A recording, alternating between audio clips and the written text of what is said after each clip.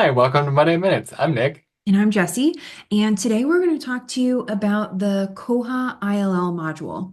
Now, for a couple of years, Nick, we've been talking about this. There's been many hmm iterations, whether it was a plugin that you could use on the back end, or you're using NCIP to connect to an outside standard.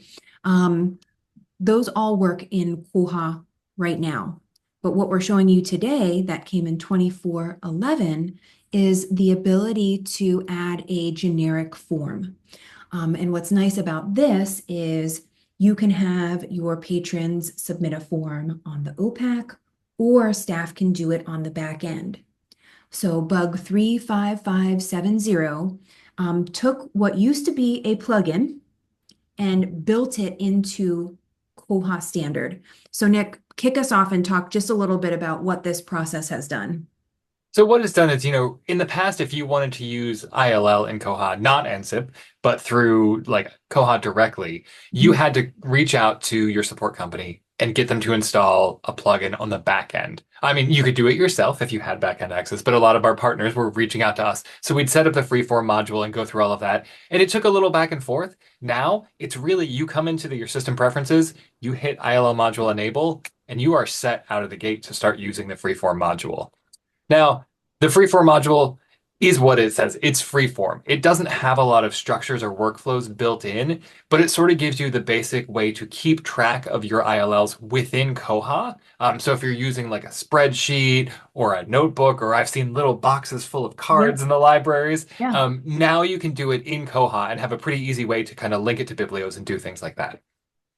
Beautiful. So the first thing that you want to do, if you're interested in turning this on or just even taking a look at what it looks like, you'll want to come into your system preferences, and on the left-hand side menu where it says Interlibrary Loans, you'll want to come in here and start with features. The master switch, or the key switch to turn everything on, is ILL module, which you can set to enable the interlibrary loans module, and that will turn the switch on and you'll be able to see that module on the front page. Now, we're going to talk just about the basics today and show you what exists. Mhm. Nick and I have talked to Lizette, who many of you have probably had a ticket or know from Koha US, and we'll do a more in-depth process of how this works. But today we just want to highlight that this now exists. So Nick, let's walk through what the ILL request module looks like. So once we jump in, tell us what the user will see when they open up the ILL requests modules. So it puts you on this homepage, which is just a list of the open requests that you have. You can filter this table, you can export this table, so you can kind of see what requests have been set up. So these requests can either be set up, you can place if you look at the top, you've got the button for new ILL request. So either you can make the request here, or if you enable it, patrons can make the request on the OPAC side and get those requests in here. Absolutely. And we actually did pull up the OPAC so we can show you what that looks like. I am logged in. So if I come over to my account, you'll notice over on my left-hand side menu under interlibrary loan requests, you can see a few in here, but this enables your patrons to come in. They can select the option to create it. Once they select the type, it will generate the fields based on that particular type. So they can fill in that information, create it, and then it will keep track of all of the requests that they have made in the system. They can actively view those at any time. Mhm. So they'll be able to see those within the system.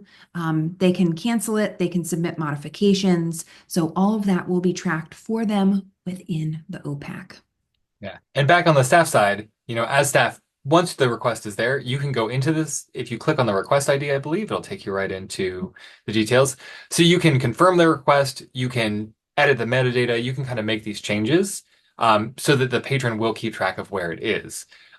You can also actually send an email. If you have the library that you're borrowing from configured in your system with an email, you can hit place request and send them an email to say, hey, we want to borrow this book from you, which makes it really easy to kind of move that process along. Yeah, absolutely. Absolutely.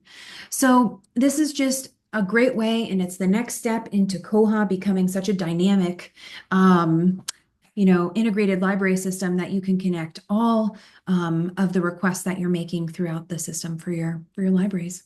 Yeah. We love it when we make things easier for the librarians and let them play with new features. Awesome. All right, y'all. Have a great week. Bye.